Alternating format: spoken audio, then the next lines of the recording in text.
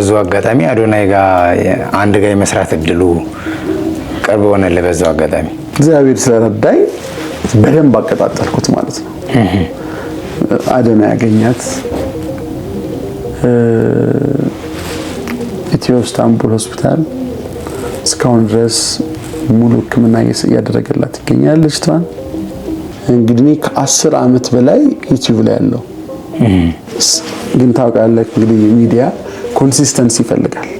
ተስፋ ያበራና ህይወቴ እንዲቀየር ህይወቴ እንዲለወጥ ምክንያት የሆነኝ ይሄንን አሁን ያለኝን መንፈሳዊነት ያገኘሁት ከሱ ነው ትለኛለችና አስተዳዳሪ ሆነው ማለት አይቀሩ ከወዳጆቻቸው እንደሰማ ነው ማለት ነው።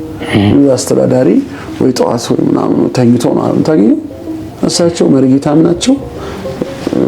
ሁሉንም ሆኖ ነው ዝቅ ብለው የሚሰሩትና አባታችንን በዛ መልኩ ነው አግኝቼ ለህዝብ በጣም ቫይራል ወጣ። እዳ ነበረበት የመሬት እዳ እሱን ሳስተባብር አግዛኛለች። አሁን እዳው ተከፍሏል። የተወሰኑ አሁን ተጨማሪ ቦታዎች ለመግዛት እያሰብን ነው። ገብተዋል አይደለም? እና ሮሚ እጅግ ቅን ሰው ነችና ታስታውሳለህ? አሁን ሰሞኑን አንድ ቦኒ ነው የምትባል ቲክቶከር ራሷን አጥፍታለች። አይ ቲንክ በሌላ ቤተ እምነት ያለች ነች። ግን ራሷን ለማጥፋት ምክንያት ያደረገችው በማህበራዊ ሚዲያ ላይ የሚሰጧት አስተያየት ጎርቷት ነው። የአርሲ ወገኖቻችን አሉ ክርስቲያኖች እየሞቱ ነው። በየዕለቱ ደማቸው ይፈሳል። ገባ? እዚህ ሚዲያ ላይ መጥተህ ዓለምን ፈርተህ ስለነሱ ዓለመናገር ፍጹም ኃጢአት ነው። መምህር ዘላለም የተናገሩ እንግዲህ እሱ ያር በአካል ለመገናኘት እድሎች ነበሩና መምህር የሚሰብከውን ስብከት ርዕስ ጽፌ ደግሜ ቤት ይሰብከው ነበር። ማቀፍ ኢንተርናሽናል በለው እንግዲህ ስንት ሰው ከውጭ ይመጣል አውቃለሁ። እንቅስቃሴያችሁን ምስክርነት ያለውና በርቱ፣ ጠንክሩ። ከዚህ የበለጠ ፈተና ከዚህ የበለጠ ስራ ይጠበቅባችኋል።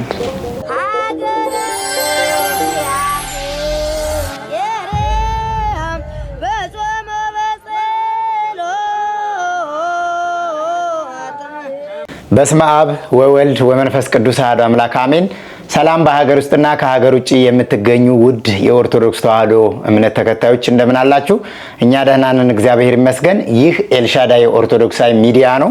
ስትጀምሩ ሼር፣ ላይክ፣ ሰብስክራይብ በማድረግ ሀሳብ አስተያየታችሁን ኮሜንት ላይ በመጻፍ ጀምሩ። እኔ ወንድማችሁ አላየ ፕሮግራሙን በመምራት ከእናንተ ጋር ቆይታ አደርጋለሁ። የዛሬ እንግዳዬ መምህር ሄኖክ ይባላል።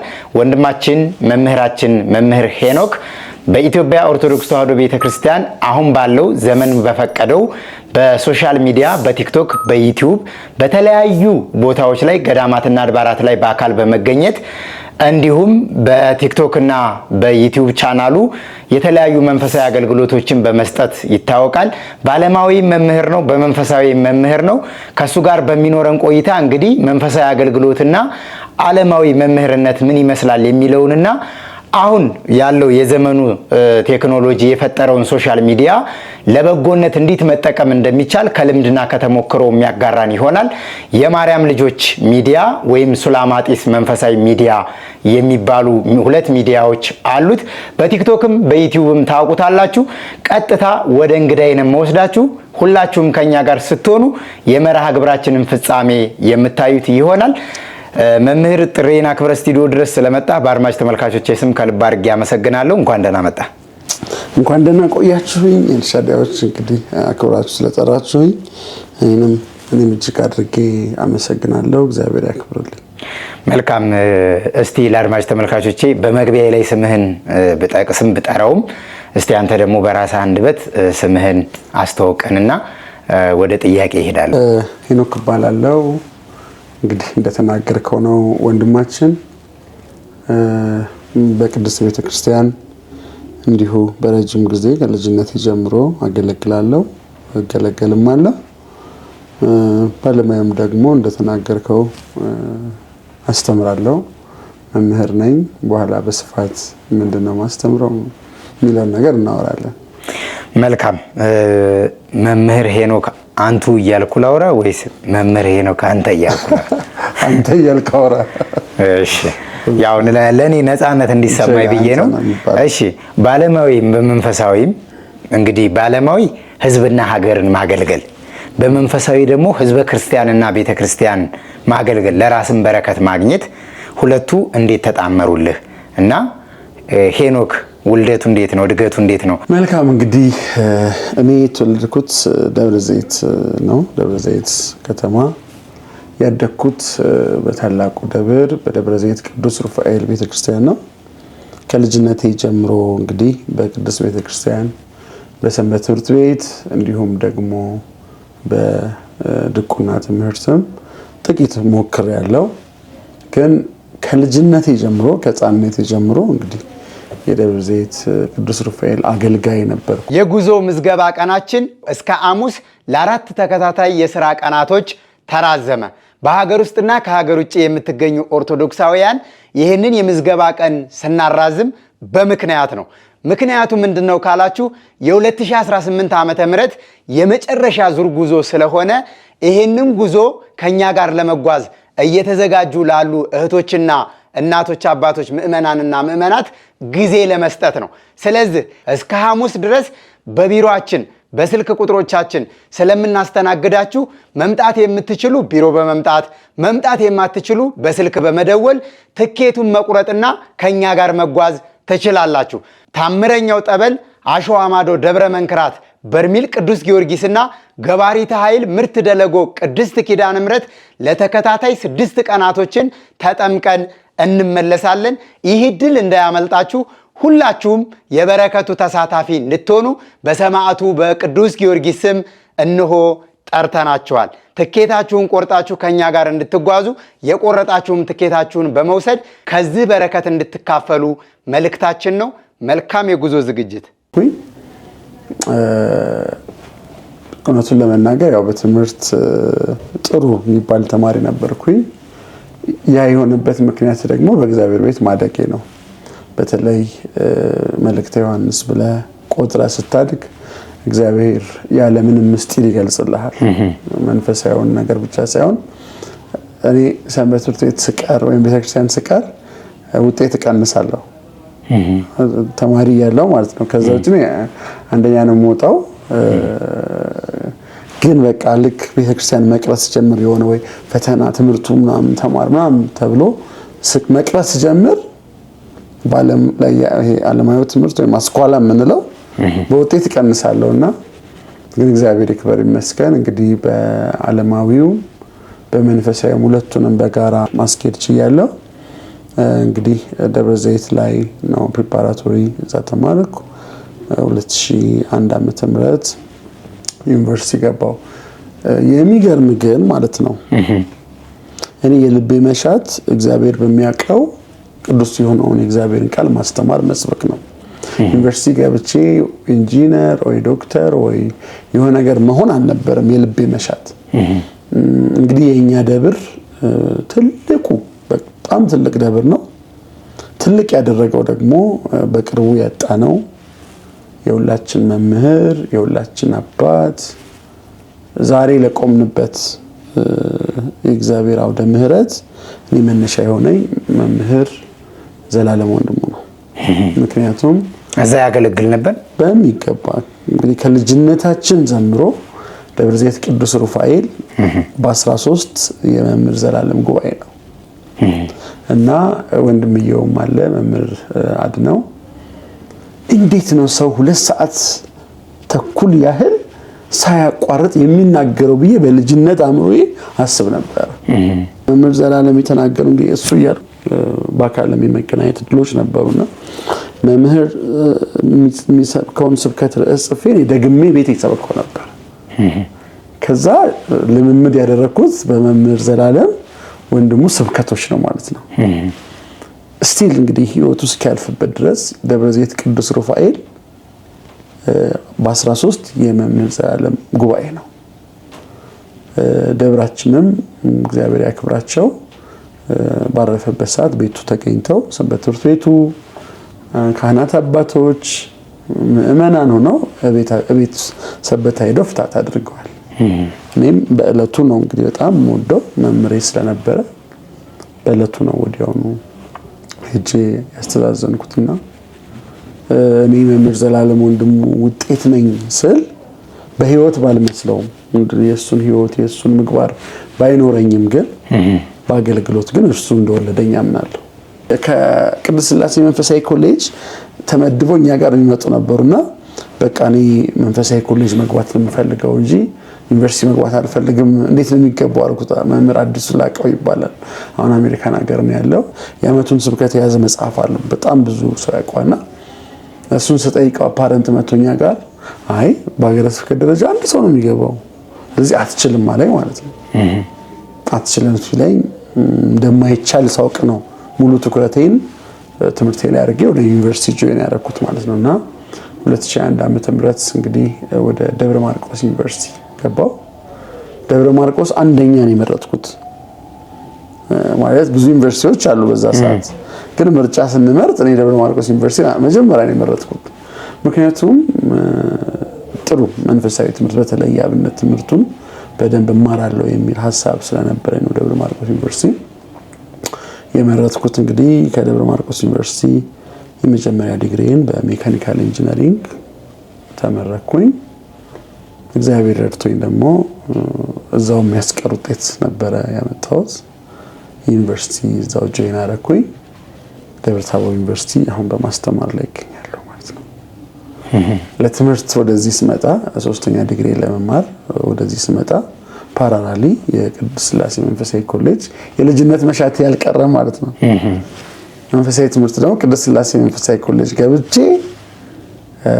ሶስተኛ ዲግሪ እዚህ አዲስ አበባ ሳይንስና ቴክኖሎጂ ዩኒቨርሲቲ በመማርበት ሰዓት ፓራራሊ ቅድስት ሥላሴ ተምሬ በነገረ መለኮት ዲግሪ አገኘው። ይሄ ለመታበያ አይደለም፣ ክብሩን እግዚአብሔር ይወሰድ። እግዚአብሔርን ለማገልገል የልቤ መሻት ሁልጊዜም እግዚአብሔርን ማገልገል ነው። በጣም ተሳክቶልኛል ብዬ ነው የማስበው። በቃ ምን ሁልጊዜም ቢሆን ነገር እግዚአብሔር እንዳስብ የምወደውን የማመልከውን አምላክ እንዳገለግል ሁልጊዜም ራሴ ላይ እሰራለሁ እና እግዚአብሔር ይመስገን። አላይ እንግዲህ ይሄን ይመስላል ባጭሩ። እንደው አሁን አንተ ባለህበት በዚህ ሰዓት የዕለት ክንውኖች ምንድን ናቸው? አሁን ሄኖክ ጠዋት ሲነሳ ምን ያደርጋል? ከዛስ ውሎህን እንዴት ነው የምትገመግመው? የዕለት ክንውኖች ምንድን ናቸው? እኔ እንግዲህ እውነቱን ለመናገር እያንዳንዱ ቀን እግዚአብሔርን ማገለግልበት ቀን ነው ብዬ ነው የማስበው። እያንዳንዱ ቀን ማለት ነው። እንግዲህ አዲስ አበባ ከመጣሁ በኋላ እዚህ መኖር ከጀመርኩ በኋላ ብዙ መንፈሳዊ እግዚአብሔርን ለማገልገል በብዙ መንገድ ብዙ ጥሪ ያለው ብዙ ነገር አድርጌ ያለው ሰሚነሽ አንጎላ ኪዳነ ምሕረት በጣም አገለግል ነበረ። በጣም እዛ ለብዙ አመት ነው ያገለገልኩት። ስውሯ ማርያምን በዩቲዩብ መጀመሪያውን የስውሯ ማርያምን ታሪክ በዩቲዩብ ነው ነበርኩኝ ያስተዋወቅኩት። ከሮሚ በፊት በዩቲዩብ ሮሚ ከዛ በኋላ ሮሚ መጣች ማለት ነው። እኛ ታስታውስ ከሆነ ሰሚነሽ ኪዳነ ምሕረት ደርሰን መምህር ኃይለ ማርያም የሰሚነሹ ቀጥታ ስውሯን ገባ ነበር። ከዛ እኛ ድካም ሲሰማን እዛ ስናገለግል እንደገና ሮሚ እዛ ቦታ ላይ ትመጣ ነበረ። እሷ በፌስቡክ ነው ብዙ እንትን የምትለው። በዩቲዩብ ግን ብትገባ አሁን የማርያም ልጆች ሚዲያ ላይ የስውሯ ማርያም ታሪክ የመጀመሪያው እዛ ላይ አለ ማለት ነው። እና ዛሬ እግዚአብሔር ይመስገን ብዙ ሰው የልቡ መሻት እየተፈጸመለት አያለው እመለከታለሁ። ብዙም ቦታው ላይ በአገልግሎት ባልገኝም ማለት ነው። በጣም ደስ ይለኛል። በጣም ነው እግዚአብሔር ማመሰግነውና ለማለት ነው። አላይ በየቀኑ ለምሳሌ ነው በየቀኑ ክራሬን ሳልመታ መዝሙር ሳልዘምር በገና ሳልደረድር አይደለም። ሁልጊዜም እግዚአብሔርን ስሙን እየጠራው እያመሰገንኩኝ ከዛ በኋላ ደግሞ እንደዚህ ምን አንዳንድ አድባራት ላይ ለምን በሚሰራቸው ስራዎች ቪዲዮዎችን ሰራለው። ራሴ ነኝ ኤዲት ማድረገው፣ ራሴ ነኝ ማስተካከለውና የዕለት ተዕለት ስራዬ ከዓለማዊ ትምህርት ንባብ ጥናት ባሻገር አብዛኛው ጊዜ ግን የምሰጠው እንደውም ይሄ እየወሰደኝ ይመስለኛል መንፈሳዊ ነገር ሌላውን ነገር እንዳያስተውኝ አስባለሁ። ግን ብዙ ጊዜ እየሰጠው መጽሐፍ ማነበው የዓለማዊውን ሳይሆን ወይ ኢንጂነሪንግ መጽሐፎችን አይደለም በብዛት አሁን ላይ ኦፍ ኮርስ ያም ግን ሪስፖንሲብል ኃላፊነት ስለሆነ መወጣት አለብኝና ጊዜን እንግዲህ በዚህ መልኩ አሳልፋለሁ ወንድሜ። ደስ ይላል። ወደ ሶሻል ሚዲያ ወይም ደግሞ በሶሻል ሚዲያ መንፈሳዊ አገልግሎቱን እንዴት ተቀላቀልከው? እንዴት ነው የጀመርከው? ብዙ አመት በጣም እኔ አሁን ዛሬ እግዚአብሔር ይሄ ሁሉ ሚዲያ ሳይ በጣም ደስ ይለኛል። እውነቴን ነው የምነግርህ። እንግዲህ ከ10 አመት በላይ ዩቲዩብ ላይ ያለው ግን ታውቃለህ እንግዲህ ሚዲያ ኮንሲስተንሲ ይፈልጋል ወይም ደግሞ መጽናት ይፈልጋል ማለት ነው። እና እኔ ስጀምር ሳቆም አሁን ፌስቡክ ለምሳሌ ፌስቡክ ላይ ጽፍ ነበር። እንደውም በደንብ የምታውቀው ፌስቡክ ላይ ነው። እና ፌስቡክ ላይ ዩኒቨርሲቲ ያለው በአዶቤ ፐብሊሸር የሚባል ነገር አለና እዛ ላይ ሐሳቦቼን ባጭር ጽፍ ነበር። የተወሰኑ ጽሁፎችን ጽፍ ነበርና እኔ በፌስቡክ እንግዲህ ከ20 አመት በላይ በፌስቡክ በዩቲዩብ ከ10 አመት በላይ አሞክሬያለሁ ማለት ነው። የምሰራው መንፈሳዊ ብቻ ነው ማለት ነው። መንፈሳዊ ኮንተንት ብቻ ነው። ከመንፈሳዊ ኮንተንት ውጪ ሐሳብ ራሱ አይመጣልኝም። ኦፍ ኮርስ ይቻላል እኮ ብዙ ነገር መስራት ብዙ ነገር ማድረግ፣ ግን በዚህ በመንፈሳዊው ዓለም በሚዲያው ክፍተት እንዳለ ስለማምን ዛሬ እግዚአብሔር ይመስገን ለብዙዎችን ስመለከት እናንተን ሳይ ሌሎችን ሚዲያዎች ሳይ እረካለሁ፣ ደሰታለሁ። ህልሜ ይሄ እንዲመጣ ብዙ ነገር የራሴን ጥቂት አስተዋጽኦ ሞክሬያለሁ። ግን ችግሩ ምንድነው? አንዴ ማቆም አንዴ መሄድ። በመንፈሳዊ ስራ ለሚሰሩ ሰዎች በትግል ባለማቋረጥ ስራ እንዲሰሩ በዚህ አጋጣሚ እግዚአብሔር እንዲያገለግሉ አሳስባለሁ። እግዚአብሔር ይመስገን እንግዲህ ይሄን ያህል አመት ሶሻል ሚዲያ ላይ ቆይቻለሁ። የሶሻል ሚዲያ ጥቅሙና ጉዳቱ ምንድነው? እስካሁን እንደው ካያቸው ከደረሰበት ከተጠቀምክበትም ከተጎዳህበትም ነገር። እንግዲህ ሶሻል ሚዲያ ወይም ማህበራዊ ሚዲያ ጥንቃቄ ይፈልጋል። ለምንናገራቸው ነገሮች ኃላፊነት ሊሰማን ይገባል። ምክንያቱም እንግዲህ ሰማይና ምድር የጸናው በቃል ነው። ከኛ አንደበት የሚወጡ ቃላቶች ዛሬ ሀገር የሚተራመሰው እንደ ሀገር እርስ በርስ የምንገዳደለው የሁሉ መከራ አቀጣጣዩ ማህበራዊ ሚዲያ ነው። ማህበራዊ ሚዲያ አጠቃቀማችን ከዓለማዊ ሰዎች በተሻለ የዓለምን ሐሳብ የሚያፈርስ ስራ መስራት ይጠበቅብናል እና እኔ እንግዲህ በማህበራዊ ሚዲያ ቆይታዬ በጣም እጠነቀቃለሁ። በጣም የምጠነቀቀው እውነቴን ነው የምነግርህ ለእግዚአብሔር ለቤተክርስቲያኔ ነው። በእኔ ምክንያት ቤተክርስቲያን ባንድም እንዳትወቀስ እንዳትነቀፍ ፈልጋለሁ እና በደንብ በጥንቃቄ ነው ሁሉ ነገር አይወራም ሚዲያ ላይ። አሁን ለምሳሌ አባቶችን በመሳደብ ኮንተንት የሚሰሩ ሰዎች አሉ። አገልጋዮችን ስም በማጥፋት ኮንተንት የሚሰሩ ሰዎች አሉ። ይህ ሰውን አያንጽም። ምን ጊዜ ማህበራዊ ሚዲያ ላይ ስንመጣ ልክ እንደ አውደ ምህረቱ ማየት አለብን። በተለይ መንፈሳዊ ኮንተንት ያለን ሰዎች የምንሰራ አውደ ምህረት ማለት ምን ማለት ነው? የምህረት አዋጅ የሚታወጅበት መድረክ ነው። ስለዚህ ሶሻል ሚዲያ ላይ መንፈሳዊ ስራ የሚሰሩ ሰዎች ቤተክርስቲያኒቱ የምትከብርበትን ነገር፣ የእግዚአብሔር ወንጌል ለህዝብ የሚደርስበትን ነገር፣ ሰዎች የሚታነጹበትን ነገር ገባ ነፍሳቸው የሚጠገንበትን ነገር ብቻ ነው ማንሳት ያለብን። ታስታውሳለህ? አሁን ሰሞኑን አንድ ቦኒ ነው የምትባል ቲክቶከር ራሷን አጥፍታለች።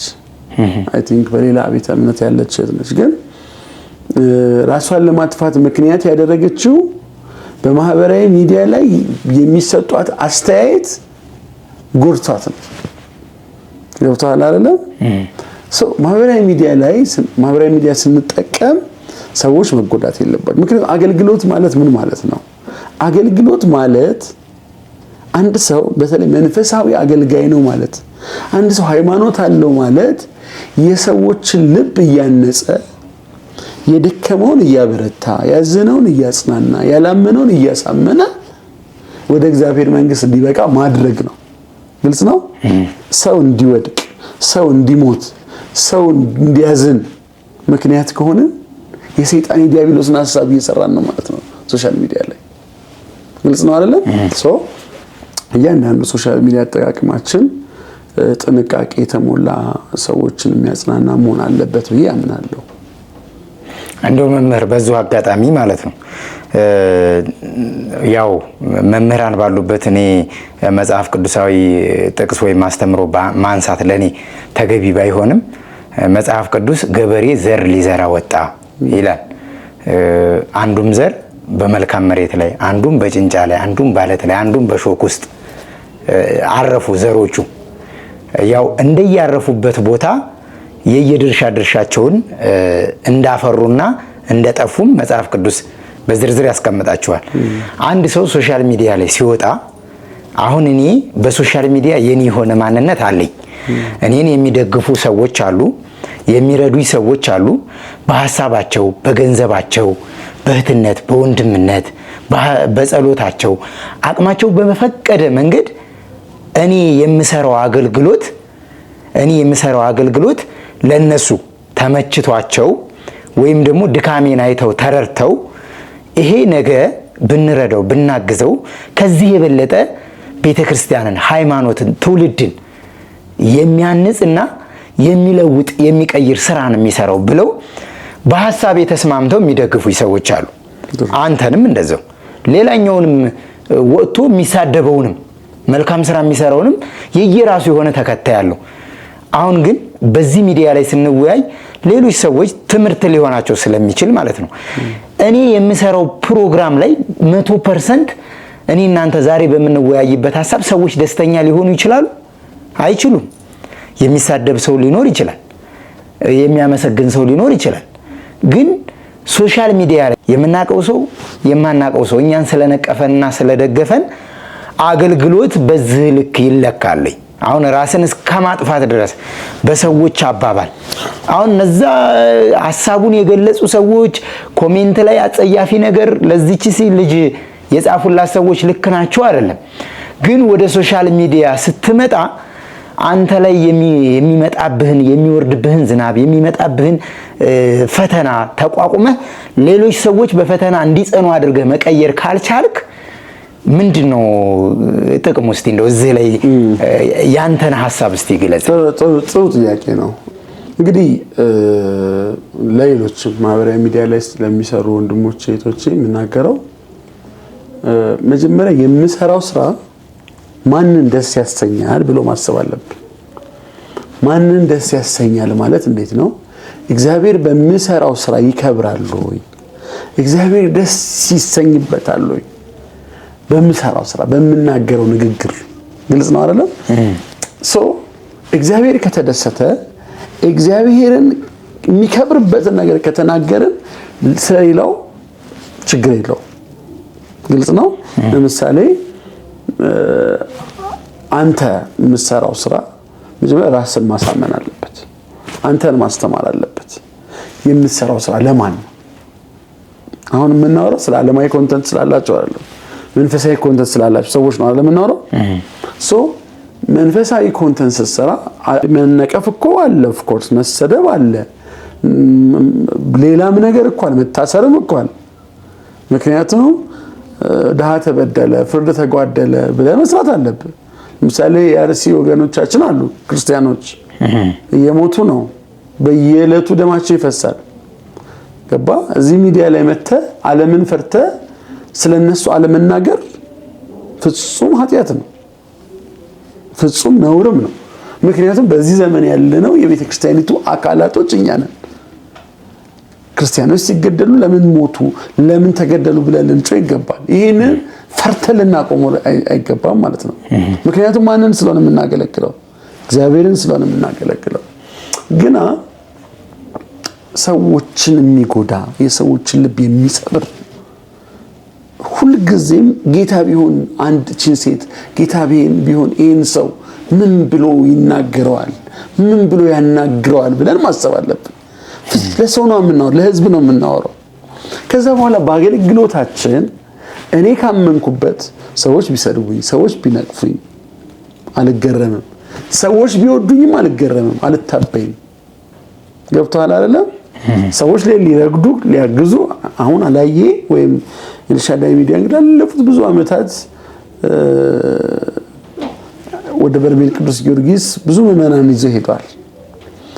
ይሄ እንዲሆን ደግሞ ትልቁ የተጫወተው ምንድነው? ሚዲያ ነው። ሚዲያን በመጠቀማችሁ ነው። ሚዲያን ለመጠቀም ደግሞ ምን ያስፈልጋችሁ ነበር? ፋይናንስ ያስፈልጋቸዋል። ፋይናንስ ለማግኘት ሰዎች ሊያግዟችሁ ይችላሉ። በብዙ ልትበደር ትችላለህ። ይሄን ስቱዲዮ ኪራይ ለመክፈል ብዙ ዋጋ ያስከፍላል። ባይኖርስ ይሄ አንተም አገልግሎትም አያድግም አንተም አታድግም ማለት ነው። ይሄንን ማድረግ የምንችለው እንዴት ነው? ህዝቡ ንቁ መሆን አለበት፣ አስተዋይ መሆን አለበት።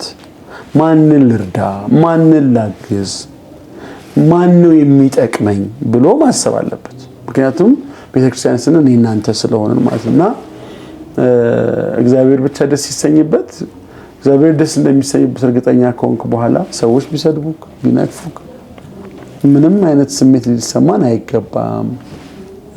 ይሄ ነው በማህበራዊ ሚዲያ ላይ ያለኝ ሐሳቤ። መልካም። ሚዲያ ላይ ሁሉ አይወራም። በተለይ የአባቶቻችን የካህናት የዲያቆናት በቤተክርስቲያን ዙሪያ እንዳጠቃላይ ያነሳቸው ሐሳቦች ላይ አንድ ትዝ ያለኝ ሐሳብ መጣልኝ። አንተ በዩቲዩብ ሄደህ ምላሽ የሰጠህበት አንድ አባት የቅዱስ ሚካኤል ቤተክርስቲያን ላይ ሲያገለግሉ በሽብሻቦ እንደዚህ የሚሉ አባት ነበሩ። በእንቅስቃሴያቸው ማለት ኦቨር ነው እንቅስቃሴያቸው የሚያሳዩት ፊሊንግ ማለት ነው። ግን ጥያቄው ላይም መልሱ ላይም እንደሰማሁት ያው በተመስጦ ሲያገለግሉ በቃ ራሳቸው ያደጉበት እንደሆነ እና የለመዱት እንደሆነ ራሳቸው ሲያብራሩ ነበር። ሰዎች ግን ለአንድ ሰሞን አጀንዳ አድርገው ከቤተ ክርስቲያን ቀኖና ትውፊት ስርዓት ውጭ ነው ይሄ ወደ መናፍቃን የሄደ እንቅስቃሴ ነው ብለው በጣም ሲያብጠለጥሏቸው ነበርና አንተ ቦታው ላይ እንግዲህ ነገርን ከስሩ ውሃን ከጥሩ ስለሚሉ አባቶች እንደው እስቲ ስለነዚህ አባት ትንሽ ነገር አካፍለኝ። በቅርብ ደግሞ አንድ ሰርግ ላይ አሁን ማይቻቸዋለሁ በዛ እንቅስቃሴ። እግዚአብሔር ይባርክ። ጥሩ ነገር አስታውስከኝ። እንግዲህ አባታችን በቆጂ አትሌቶቹ የፈለቁበት የቆጂ ቅዱስ ጊዮርጊስ ቤተክርስቲያን አስተዳዳሪ ናቸው። ጥንቅቅ ያሉ የቤተክርስቲያኗ ሞርሊቅ ናቸው። ድጓ ተምረዋል። ቅኔ ተምረዋል። እድሜ ዘመናቸውን ሁሉ በአብነት ትምህርት ቤት ያሳለፉ ሰው ናቸው እና አርሲ ለአንድ አገልግሎት ሄጄ ነው ያገኘዋቸው እና ቁጭ ብለህ ስታወራቸው ፍጹም የተረጋጉ ናቸው። በቃ ንግግራቸው የተቆጠበ ቁጥብ ናቸው። ብዙ መናገር የማይችሉ እና በአካባቢያቸው ደግሞ የተወደዱ ሰው ናቸው። አሁን እኚህን የተወደዱ ሰው በአገልግሎት ሰዓት የሚያውቃቸዋል። እኛ ምስል አይተን የእኛን ፍርድ እንሰጣለን። ተስተውስ ከሆነ ሌሊቱ ሙሉ ቀኑ ሙሉ እሳቸውን በመስደብ ነበረ ሰው እንትን ያለው ማለት ነው። እኔ አገልግሎት ጨርሼ ከአርሲ ወደ አዲስ አበባ ልመጣ ነበር። ጠዋት ነው የምመጣው። ማታ ሚዲያው ተቀውጧል። ሁሉም የእሳቸውን ነው ቫይራል የወጡት እሳቸው ናቸው። እሳቸውን አስተያየት ሰጠል የራሱን ማለት ነው። እሳቸው ነው በቆጂ ሄደዋል። አባቴ መመለስ አለቦት አልኳቸው። እኔ በቃ መመለስ አለቦት አስተያየት መስጠት አለቦት አልኳቸው። አስተያየት እንግዲህ በጣም የብዙ ሰው ልብ የቀየረ ስራን የሰራ ነው። የሰውየው ማንነትም ተገለጠ። ፍጹም እውነቴን ነው የምነግርህ በመንፈሳዊ ተመስጦ ነው የሚያገለግሉት እኚህ አባት እኛ እስከምናውቀው ማለት ነው። ምንም አይነት ሰው የራሳቸውን ለታይታ ምናምን ነገር አይደለምና እንዳልከው ሰውን ምስል አይተን ኢቭን ንግግሩን አይተን ፈርደን ሚዲያ ላይ ወራም አላይ።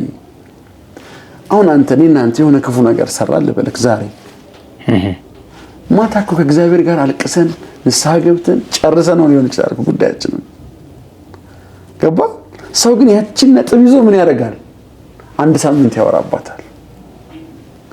ወይ ደግሞ እንዲቀየሩ እንድትታነጽበት ሊሆን ይገባል የሚነገረው ነገር ማና አባታችን እንግዲህ ዛሬ እግዚአብሔር ይመስገን ለማስተካከል ሞክራለሁ አሉ፣ ግን አልቻሉም። አየህ በቃ የኖሩበት ነው። ወረብ ይወዳሉ፣ ማህሌቱን አድማቂ ናቸው። አስተዳዳሪ ሆነው ማህሌት አይቀሩ ከወዳጆቻቸው እንደሰማ ነው ማለት ነው። አስተዳዳሪ ወይ ጠዋት ወይ ምናምን ተኝቶ ነው ታገኘው። እሳቸው መርጌታም ናቸው።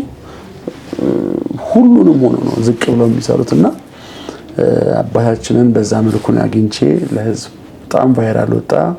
የብሶ አምሮም ተቀየረ። አንተ ራሱ እርግጠኛ ነኝ መጀመሪያ ቪዲዮን ስታየውና የኔ የሰራሁትን ቪዲዮ ካየኸው በኋላ አመለካከት የተቀየረ ይመስለኛል። በጣም ቪዲዮውን ሳይ አንተ በመግቢያ ላይ እንደገለጽከው ለንግግራቸው በጣም የተቆጠቡ ናቸው ስትል ድምጻቸው ራሱ ከነሱ ፊዚካል አንፃር ስታይ በቃ ኩስስ ብለው ዝቅ ባለ ድምጽ ነበር የሚናገሩትና መነሻዬም መሰረቴም እናቴ ቅድስት ቤተ ክርስቲያን ናት። በቆሎ ትምህርት ቤት በተለያየ ጉባኤ ቤቶች ያለውን ነገር ተሳትፌ መንፈስ ቅዱስ በጸጋ ባደለኝ መልክ ያለውን ነገር ከፊደል ቆጠራ ጀምሮ እንግዲህ ከዛ መልክ ያሳደገችኝ የመገበችኝ እስከዚህ ያደረሰችኝ የቅድስት ቤተ ክርስቲያን እሷ ናት። ጥሩ ነው። አንዳንድ ጊዜ በእንደዚህ አይነት ሁኔታ መነጋገር ሰዎች ከአገልጋይ ህይወት ሲማሩ እንደው ዝም ብሎ አንተን ሶሻል ሚዲያ ላይ የሚያቀህ ሰው ብቻ ሳይሆን አንተን በአካል የሚያቀህም ሰው ስላንተ ማንነት ሁሉን ነገር ላያቅ ይችላል። ግን በእኔና ባንተ ቆይታ ደግሞ የሚያቀህም የማያቀህም ሰው ይማርበታልና እንደዚሁ እያልን ቆይታችንን እስከ መጨረሻው እንቀጥላለን። ሌላኛው ምንድነው እንግዲህ በዚህ በሶሻል ሚዲያ ላይ አሁን ሶሻል ሚዲያ የብዙ ሰዎችን ችግር ፈቷል። ብዙ ሰዎችን ደግሞ የማያውቁትን ነገር እንዲያውቁ አድርጓል። ለምሳሌ ውጭ ሀገር ስላለ መረጃ እኛ ሀገር ሆነን የምናውቀው በሶሻል ሚዲያ ነው። ኢትዮጵያ ያለውን የዕለት ከዕለት እንቅስቃሴና ውሎ ውጭ ሀገር ያሉ ኢትዮጵያውያንና እንዲሁም ደግሞ የውጭ ሀገርም ዜጋ የሆኑ ሰዎች ስለ ኢትዮጵያ የሚያዩትና የሚያውቁት ዕለት በዕለት ኢትዮጵያ እየተመላለሱ አይደለም። ኢትዮጵያ ማናት ስለሚለው ሚዲያ ላይ ሰርች በማድረግ ማህበራዊ ድረገጽ ላይ የሚለቀቁ የሚንቀሳቀሱ ቪዲዮዎችን በማየት ነው። እና አንዳንድ ጊዜ ያው መሬት ላይ ወርደ ስታይ ጥርት ያለ ነገር ታገኛለህ። አየር ላይ ሆነ ስታይ ደግሞ ብዙ ክፍተት ያለበት መረጃ ታገኛለህ። ሆኖም ግን በሶሻል ሚዲያ የብዙ ሰዎች ችግር እየተፈታ ነው። እንደ ሀገር መወያየት እየተቻለ ነው። እንደ መንፈሳዊ ትምህርት እየተሰጠ ነው። ጸሎት በማህበራዊ ሚዲያ እየተደረገ ትምህርት በማህበራዊ ሚዲያ ዝማሬ እግዚአብሔር በሁሉ እንዲመሰገን ሶሻል ሚዲያ አድርጓል። በዚህ ሰዓት ያው ሁላችን እግዚአብሔርን ለማመስገን የትኛውም ሰው እስትንፋስ ያለው ሁሉ በጫካም በዱርም በባህርም በድንጋይ ውስጥም ያሉ እስትንፋስ ያላቸው ፍጥረታቶች ሁሉ እግዚአብሔርን ያመሰግናሉ። የበለጠ ግን የማያውቁ ሰዎች እንዲያውቁ የጎደለ ነገር እንዲሞላ በማህበራዊ ሚዲያ ብዙ ነገሮች እየተሰሩ ነውና አንተም ከዚሁ አገልግሎት ጋር የተቸገሩ ሰዎችን የተቸገሩ አብያተ ክርስቲያናትን ዕጣን፣ ጧፍ፣ ዘቢብ የተለያዩ ነገሮች በማስተባበር ስራዎች ላይ አያለሁ እና እንደውም ወደ ሐረር ድሬዳዋ ላይ የትና የት ከምትባል በኦክሲጅን ከምትተነፍስ አንድ እህት ጋር የሰራውን ቪዲዮ አይቻለሁ። እስቲ ስለሷስ በምን አጋጣሚ አገኘሃት? እንደዚህ ከቦታ ቦታ የምትንቀሳቀስባቸውስ መንገዶች እንደው የሰው ችግር ስለሚያሳዝንህ ነው ወይስ እንደዚህ አንተ በምታውቃቸው በዙሪያ ያሉ ሰዎች እየጠሩህ ነው? እንግዲህ በነገራችን ላይ እኔ ሶሻል ሚዲያ ላይ ስንቀሳቀስ የቤተክርስቲያን ማስተባበር አገልግሎትን እንቀላቀላለሁ ብዬ አላስብም ነበር። ምንድነው የሆነው? ወጪ ማርያም የምትባለች ለገጣፉ አካባቢ እኔም ማገለግልባት ማለት ነው እና ህንጻና ፈርስና እንዴት ነው የምንሰራት ብለን እንማከራለን ማለት ነው። እና ብዙ ማህበራዊ ሚዲያ ላይ ያሉ ልጆችን አናገርን። እንግዲህ እኔ እዛ በስብከተ ወንጌል አገለግላለሁ። ከዛ አልቻለም ማለት አንዳንድ ነገሮች በቃ ሊሆንልን አልቻለም ማለት ነው። በቃ ለምን እኔ ራሴ አልጀምረውም ማለት ነው። ህንጻውን ለመጨረስ ማለት ነው። እዛ በቃ ማንቢ ራሴ ቲክታክ ላይ ዩቲዩብ ላይ ስለዛች ቦታ መናገር ጀመርኩ ማለት ነው። ምንም እኮ የለንም ማለት ቤተክርስቲያኗ ፈርሳለች፣ በቆርቆሮ ነው ያለችው በመቃኞስ ማለት ነው። ለሌላ ነገር በተሰራ ቤት ውስጥ ነው ያለችው ታቦቷ እመቤታችንና እግዚአብሔር ሲረዳን አንዳንድ ልጆች ማግዘው በ3 ቀን ውስጥ ወደ 2 ሚሊዮን ብር አገኘን ማለት ነው። የሚገርም ነገር አሁን ግንቦት 21 ትመረቃለች ቤተክርስቲያኗ። በ5 በ6 ወር ውስጥ ነው የጨረስናት በቲክቶክ እና በማህበራዊ ሚዲያ ብቻ ማለት ነው። ኦፍ ኮርስ አውደ ምሕረት ላይም ማስተባበራለሁ እግዚአብሔር ይመስገን። እና ከዛ በኋላ ገዋሳ ቅዱስ ዮሐንስ ይባላል ለገጣፎ ላይ ከፊት ለፊቱ የሙስሊሞች መሬት ነው። በጣም ደጋግ ሙስሊሞች ናቸው፣ እግዚአብሔር ይባረካቸው ናቸው። እየከፈቱ በር ሰውን ወደ ቤተክርስቲያን ያስገባሉ። ሰዎች በግቢያቸው ላይ ቢያስቀድሱ ኪዳን ቢያደርሱ አይከለክሉም። ቦታው ግን የማን ነው? የሙስሊሞች። መግቢያ መውጫው የማን ነው? ይሄ ሙስሊሞች ነው። እና መጥምቀ መለኮት ቅዱስ ዮሐንስ አባቴ እዛ ሸገር ሀገረ ስብከቱ ማርያም ላይ የሰራውትን ስራ ስለሚያውቅ ያገለግልን አገልግሎት በልቶሎ ቅዱስ ዮሐንስ መንግስት ቦታውን ለቤተክርስቲያኑ ሊሰጠው አደራድሮ ማለት ነው ሊሰጠው አስቧል። 15 ሚሊዮን ብር ያስፈልጋል። ይሄን ማድረግ አለብህ ብለው ሀገረ ስብከቱ ወረዳ ቤተ ክህነቱ ይነግረኛል፣ ኃላፊነት ይሰጠኛል። ብዙ ጣውረዶች አሉት። 13 ሚሊዮን ብር አካባቢ ሰበሰበ። አሁንም ለአዶናይ ሜንሽን አድርጉለት። እንዲሁም እሱ የሚሰራው ቪዲዮ ውስጥ የገባችሁ የትናየት አሊ በርኬ እያላችሁ ኮሜንት አድርጉለት ማለት ነው። አሁን እቺ ልጅ ይሄንን የሚታየውን በጀርባ የሚታዘብ ኦክሲጅን አታ ነው በሲሊንደር እየተገፋ እግዚአብሔርን በጥምቀት ያገለገለች። አሊ በርኬ ማለት በካራማራ ጦርነት ኢትዮጵያን ወክሎ ከዚያድ ባሬ ጦር በሶማሌ ጦርነት ኢትዮጵያን ወክሎ የተዋጋ ታንክ የማረከ በጣም ጀግና ሰው እና እቺ ልጅ በኦክሲጅን እየሄደች ልክ እንደ አባቷ ጀግና ሆና ኦክሲጅን ተሸክማ ታቦት ታጅባለች፣ ምንጣፍ ተሸክማለች።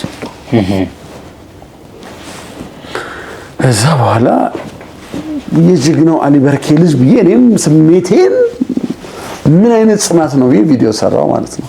ተዋወቅን። እዛ በኋላ ማገዝ እሷን በተወሰነ ነገር ችግሯን ስሰማ የሆነ ነገር ማድረግ ስትመጣ ደግሞ አዲስ አበባ አብሬያት መዋልና ችግሯን በደንብ ሳያት ልቤ ውስጥ ቀረች ማለት ነው። እሷ ብቻ አይደለችም፣ የእሷ ጓደኞች አሉ። አሁን በኦክሲጅን የሚኖሩ ብዙ ናቸው። የኢትዮጵያ ሕዝብ እንዲመለከታቸው ፈልጋለሁ። ሀና የምትባላለች ሶሻል ሚዲያ ላይ ያለፈች ልጅ አለች፣ አንድም ልጅ አለች። አሁን ጎበዝ ሆናለች ቲክቶክ ላይ አሁን ለሷ ስልክ ነበር አስተባብሬ የገዛውላት። ጎበዝ ሆናለች። የትናየት አሊ በርኬ ሐረር ነው የምትኖረው። ምን ላድርግላት? በቃ በጣም ነው የምጨነቀው። ማሰው ምን ላድርግላት? ጌታ እግዚአብሔር ይርዳኝ ብዬ በዘንዶ ጥምቀት በዓል ወንድማችን አዶናይ ከዚህ በኋላ ሌላ ስራ እንድትሰራ አልፈቅድልህም። ምክንያቱም አዶናይ እግዚአብሔር በዚህ ዘመን ገልጦታል። በጣም ቫይራል የሆነ ሰው ነው። ብዙ በጎ ስራዎችን እየሰራ ያለ ሰው ነው። እቺ ልጅ መርዳትም ይችላል። ወንድማችን አዶናይ ቪዲዮን ታየዋለህ ቲክቶክ ላይ ሌላ ስራ እንድትሰራ አልፈቅድልህም። ኦፍ ኮርስ ታዋቂ ሰው አይደለችም የጀግ ነው ምናምን የሚል ቪዲዮ ሰራው።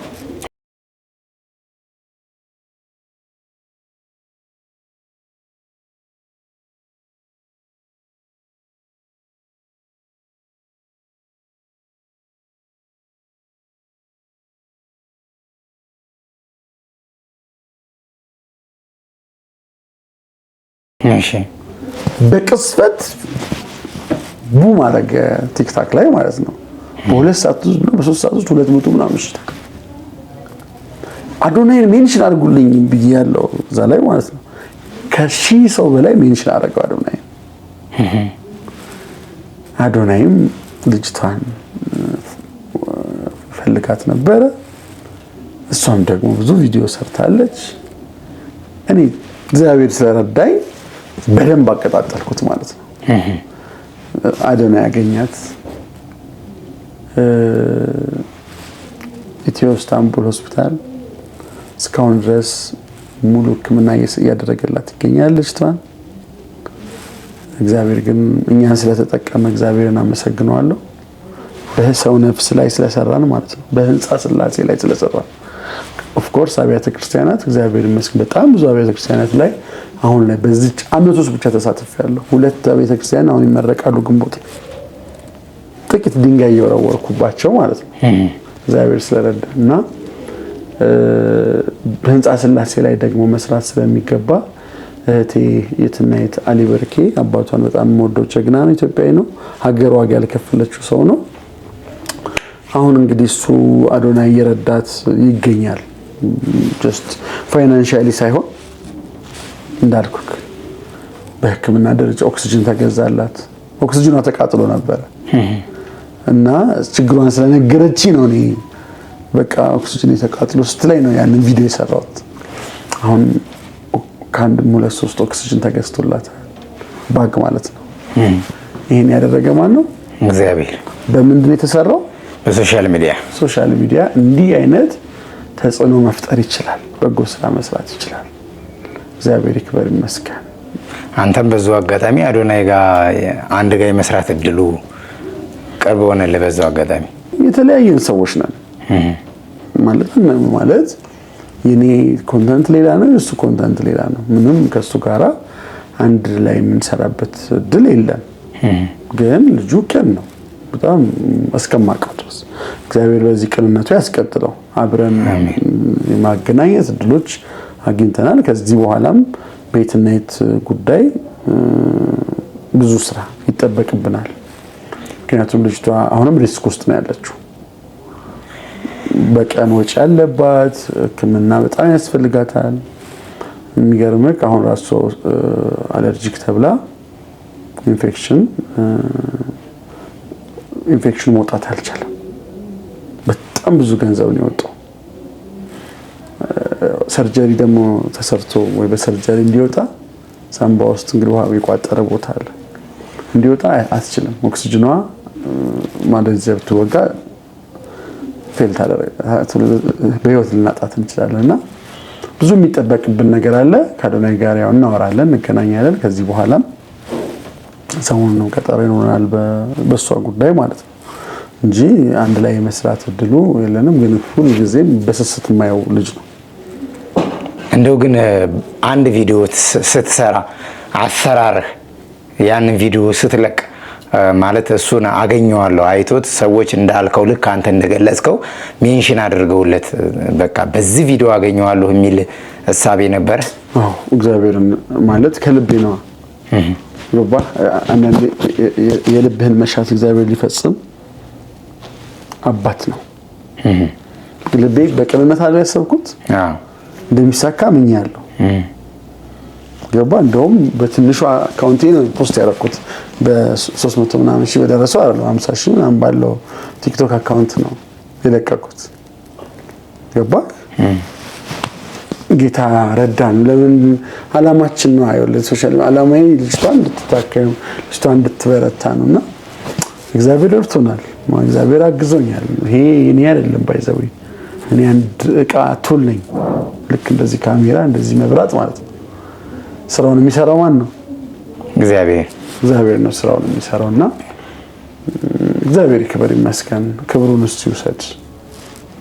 በዛው አጋጣሚ ያው አንዳንድ ሰዎች ስለ ራሳቸው ማውራት ደስ ስለማይላቸው ከነዛ ሰዎች ላርግህና ብዙ ነገር ስላልገለጽክ ነው እንጂ በጣም ቅን ከሆኑ የቤተ ክርስቲያን ልጆች ጋር ነው ውሎህ።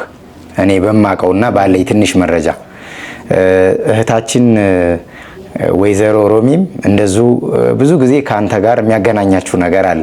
ከእሷ ጋርስ ምንድን ነው? ምን ያክል ነው አገልግሎታችሁ? ሮሚ በዚህ ሚዲያ ቀርባ ነበር ከዚህ በፊት እና በጣም የምወዳት እህት ነች ሮማን። በጣም በጣም በጣም ፍጹም የሆነ መንፈሳዊነት ያላት ለብዙ ኦርቶዶክሳውያን ባለትዳሮች ምሳሌ የምትሆን በብዙ ነገር እግዚአብሔር የባረካት በ5 ልጆች እግዚአብሔር የባረካት እና ለምንድን ነው ሰው የሚባረከው? ሰው እግዚአብሔርን ከወደደ፣ ቤተክርስቲያንን ካከበረ፣ ትዳሩን ካከበረ ይባረካል እና በብዙ የተባረከች እህት ነች። እንግዲህ ሳውዲ አረቢያ ላይ የቆየች እህት ነች። ብዙ የህይወት ውጣ ውረዶች አሳልፋለች እህታችን። እሷ በጣም እያገዘች ነው። አሁን ቤተክርስቲያን ተሰራ ስልክ ለምሳሌ እዚህ ቦሌ አራብሳ አካባቢ ቤዛዊት ማርያም የምትባል ዋሻለች። በጣም የሚገርም እግዚአብሔር ምስጢር ድንቁ ነገሩ የተገለጠበት ቦታ ነው። አጽመ ቅዱሳን የተገኘበት ቦታ ነው። ቦታው የአርኪኦሎጂስቶች ከጀርመን ከእንግሊዝ መጥተው ያጠኑት ቦታ ነው እና እዳ ነበረበት፣ የመሬት እዳ። እሱን ሳስተባብር እህቴ አግዛኛለች። አሁን እዳው ተከፍሏል። የተወሰኑ አሁን ተጨማሪ ቦታዎች ለመግዛት እያሰብን ነው። ገብተዋል አይደለም? እና ሮሚ እጅግ ቅን ሰው ነችና ሁሉ ብዙ እንገናኛለን ከሷ ጋራ ታግዘኛለች፣ ትረዳኛለች።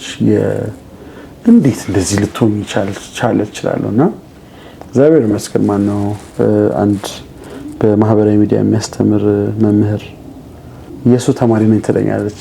እኔ አላውቀውም።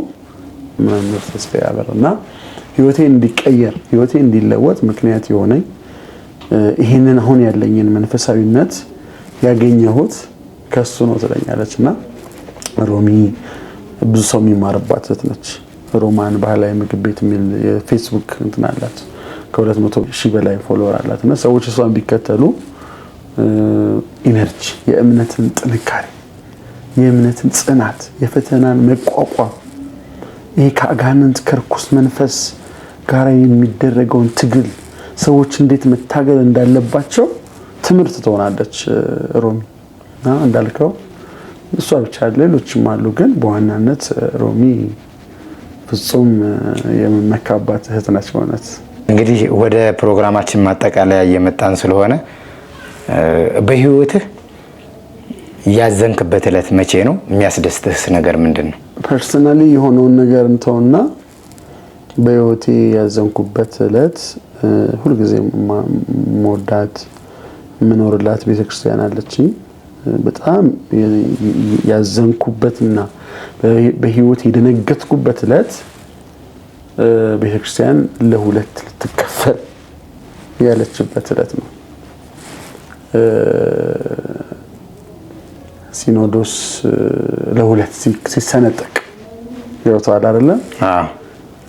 አንድነታቸውን የምንናፍቅላቸው አባቶቻችን ከእግዚአብሔር ጋር ያገናኙናል ብለን የምንላቸው አባቶቻችን በመካከላቸው ሰይጣን ገብቶ ሊለያዩ ጠዋት የሰማሁበት እለት በህይወቴ የደነገጥኩበትም ያዘንኩበትም ያለቀስኩበትም ትልቁ ሐዘን ያለት ነው ለኔ ማለት ነው።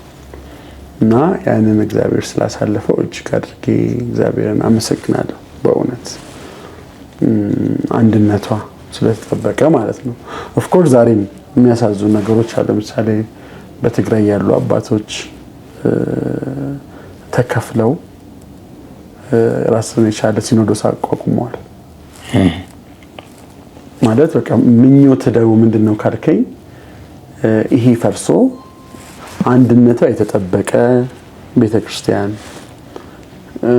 እርስ በርስ የሚዋደዱ የሚፋቀሩ ህዝቦች ያሉባት ሀገር፣ እጅግ አስተዋይ ንቁ የሆኑ በሁሉ ዘንድ በሁሉ ስኬታማ የሆኑ ኦርቶዶክሳውያን በኢኮኖሚ በፖለቲካ በሁሉ ነገር የነቁ ኦርቶዶክሳውያን እንዲኖሩ በእምነት የበረቱ ተስፋ እግዚአብሔርን የሚያደርጉ ቅድስና ያላቸው ኦርቶዶክሳውያን ኢትዮጵያውያን እንዲኖሩ እመኛለሁና እንዳልከው ያዘንኩበት ፐርሰናሊ ብዙ ያዘንኩባቸው ቀናት ቢኖሩ እንደ ሃይማኖት እንደ ቤተክርስቲያን እንደ ሀገር ግን ያዘንኩት ያቺ ዕለት ነች።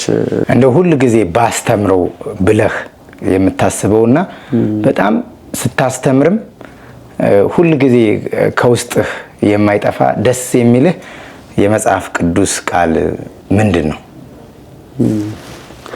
ያለ እኔ ምንም ልታደርጉ አትችሉም የሚል የጌታ ቃል አለ። ራሱ ጌታ የተናገረው በዮሐንስ ወንጌል ምዕራፍ 15 ቁጥር 5 ላይ ያለ ቃል ነው። ያለ እኔ ምንም ልታደርጉ አትችሉም ይላል ጌታችንና ምንም ማድረግ የሚቻለው ምንም እንግዲህ ኢምፖሲብል ነው ማለት ነው። እግዚአብሔር ካረዳ እኔ እናንተ እዚህ የተቀመጥ ነው በህይወታችን እስከ ዛሬዋ ድረስ የቆየ ነው ያለ ነው ማን ስለረዳ ነው? እግዚአብሔር ስለያዝ ነውና ሰው ሁሉ እግዚአብሔርን ቢይዝ ከእግዚአብሔር ጋር ቢጣበቅ እግዚአብሔርን ቢደገፍ ስኬት ብሎ የሚያስበው ነገር ሁሉ በህይወቱ ደስታ ብሎ የሚያስበው ነገር ሁሉ ይከናወንለታል ይሆንለታልና ይሄ ጥቅስ እጅግ ያበረታኛል ያጽናናኛል ሰዎችም ደግሞ ያስተምራቸዋል ብዬ አስባለሁ። የመጨረሻ አንድ አስተያየት ልቀበልህና ልጨርስ። እንደው ስለኛ አገልግሎት ማለት እንዴት እንበርታ እንዴት እንጠንክር የምንሰራቸውን ቪዲዮዎች ታያለህ ብዬ አስባለሁ። ብዙ ሰዎች በዚህ ሰዓት እግዚአብሔርን በማመን የኛ መረጃ በመስማት የቅዱስ ጊዮርጊስን ምልጃና ጸሎት ረድኤት በረከቱን በመፈለግ በረሃውን ረሃቡን አቧራውን የጦርነቱን ሁሉንም ነገር ተቋቁመው ከኛ ጋር የሚጓዙ ብዙ ምዕመናኖች አሉ። እኛም እኔ አሁን ፐርሰናሊ እኔ ብልህ ቅዱስ ጊዮርጊስ ነው በዚህ ዘመን ከፍ ብዬ በሰዎች እንድታይ እንድሰማ ያደረገኝ የቤቴን ችግር የፈታልኝ። ብዙ ችግሮች ነበሩብኝ በራሴ የራሴ የሆነ ውስብስብ ችግር ነበረብኝ በልጄ። ይህን ተመልካቾች ያውቁታልና እንደው አንተስ ስለ በርሜል ቅዱስ ጊዮርጊስ ባትሄድም የላካቸው ሰዎች አሉ ከዚህ በፊት የመሄድ እቅድ እንዳለህ ማቃለው። እንደው ምን ትላለህ? እንዴት እንበርታ? ሰማዕቱ ቅዱስ ጊዮርጊስ እንግዲህ የኛ ኢትዮጵያውያን ባለውለታ ነው። አባቶቻችን ችግር በገጠማቸው ሰዓት ስሙን ጠርተው ድል ያደረጉበት ሰማዕት ነው። በቤተክርስቲያን ታሪክ ውስጥም የኢትዮጵያ ጠባቂ ገበዟ ቅዱስ ጊዮርጊስ ነው ብለን እናስተምራለን እናምናለን። እና ዛሬ እግዚአብሔር አምላክ በቅዱስ ጊዮርጊስ በኢትዮጵያ ምድር ክብሩን እየገለጠ ነው። በዚህ ውስጥ ደግሞ ወንድሞቼ ኤልሻዳይ ሚዲያ ባለቤቶች ወንድማችን አላየ ወንድማችን ዳዊት በእውነት እግዚአብሔር አምላክ ረድቷችሁ አግዟችሁ የሰራችሁ ስራ የሰራችሁት አገልግሎት በእውነት እግዚአብሔር ይክፈላችሁ እላለሁ። ለእንትን አይደለም። አሁን በዚህ ውስጥ አሁን በዚህ በማህበራዊ ሚዲያ የምንሰማው የምናየው ግርግር አለ። ይሆንም እያየሁ ነበረ አንድ ጊዜ ማለት ነው። ኦፍ ኮርስ ነቀፌታ አይቀርም። መነቀፍ ይኖራል፣ መሰደብ ይኖራል፣ መተቸት ይኖራል። ከኛ የሚጠበቀው ምንድነው? እየሰራው ያለውት ነገር ትክክል ነውን ብሎ ማሰብ ብቻ ነው ማለት ነው። እየሰራው ያለውት እግዚአብሔርን ደስ ያሰኛልን? እየሰራው ያለውት ነገር በነፍስ ዋጋ ያሰጠኛልን? እየሰራው ያለውት የስጋ እረፍት ይሰጠኛልን? ህሊናዬን ያሳርፈኛል ብለን ማሰብ ነው። ግልጽ ነው አይደል? ይሄን እያሰብን ከሰራን ምንም አይነት ፈተና ቢመጣ ለኛ ይዋጋል እግዚአብሔር አይደል የሚለው መጽሐፍ? እግዚአብሔር ስለማን ይዋጋል? ስለኛ ይዋጋል ማለትና እናንተም የኤልሻዳይ ሚዲያ በእውነት በበርሜል ጊዮርጊስ እንግዲህ ዓለም አቀፍ ኢንተርናሽናል በለው እንግዲህ ስንት ሰው ከውጭ ይመጣል አውቃለሁ እንቅስቃሴያችሁን ምስክርነታ ያለውና በርቱ ጠንክሩ ከዚህ የበለጠ ፈተና ከዚህ የበለጠ ስራ ይጠበቅባችኋል ግልጽ ነው አይደል እናንተም ወንድሜ በእውነት እግዚአብሔር አምላክ ብርታት ስለሆነክ ኃይል ስለሆነክ ስለረዳ ቅዱስ ጊዮርጊስን ስላገለገልከው ከዚህ የበለጠ ትርፋማ ከዚህ የበለጠ በረከት የበለጠ ደስታ እንደምታገኝ አልጠራጠርምና ሰማዕቱ በበረከቱ አይለየን አሁን ሁላችንም ይጎብኘን ለደጁ ያብቃን ለደጁ ያልበቃ ነው ለደጁ የበቁት ደግሞ ጊዜም ተአምሩን እየመሰከራችሁ የቅዱስ ጊዮርጊስን ድንቅ ነገር እያወራችሁ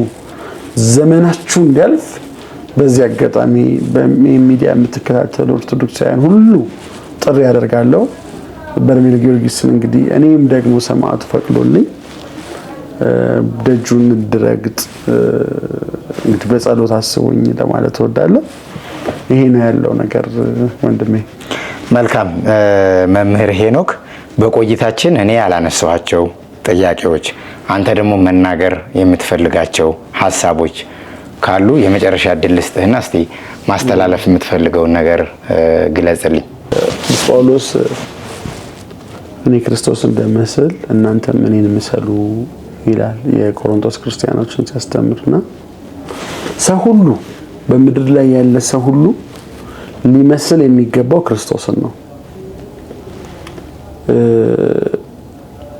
እንደ ክርስቶስ ቃል ነው መኖር ያለበት እንደ ክርስቶስ ቃል የማይኖር ሰው አምላክ የለውም ይላል ቅዱስ መጽሐፍና በዚህ አጋጣሚ ይህንን ሚዲያ የምትከታተሉ በመላው ዓለም ያላችሁ በጭንቀት በሐዘን በመከራ ውስጥ ያላችሁ ጌታ እግዚአብሔር ከእናንተ ጋር እንዲሆን ምኞቴ ነው ፍጹም የሆነ እምነት እንዲኖራችሁ እንድትጠነክሩ እንድትበረቱ እግዚአብሔርን ተስፋ በማድረግ እንድትኖሩ እግዚአብሔርን በመፍራት እንድትኖሩ ክርስቶስን በመምሰል መንፈሳዊ መገለጥ በእናንተ ውስጥ እንዲኖር ቅንነትን ደግነትን የዋህነትን በጎነትን ገንዘብ እንድናደርግ በዚህ አጋጣሚ መንፈሳዊያን እንድንሆን እመኛለሁ ከዛ ውጪ ሀገር ኢትዮጵያን በመላው ዓለም እንግዲህ በተለይ በመላው ዓለም ያሉ ኢትዮጵያውያን ስለ ሀገራችን ይጨነቃሉና ሀገራችን ኢትዮጵያ ዳሯን ሰዓት መሃሏ ገነት ሆኖ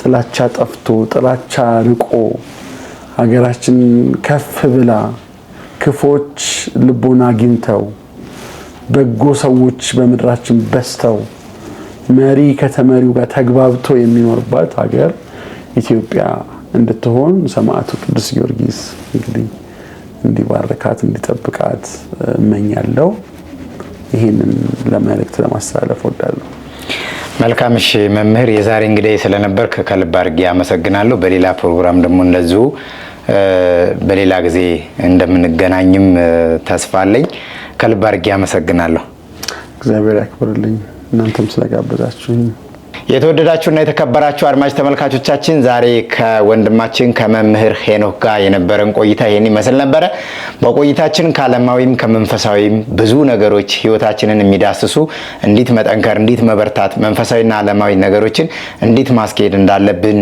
በነበረን ቆይታ ወንድማችን ገልጾልናል ከራሱም ልምድና ተሞክሮ አጋርቶናል ሁልጊዜ የኛ አድማጭ ተመልካቾች ስለሆናችሁ ከልብ የመነጨ ምስጋና ይላቀርብላችሁ ወዳለሁ በሌላ ፕሮግራም እስከምንገናኝ ድረስ ሁላችሁም በያላችሁበት ቸር ሰንብቱ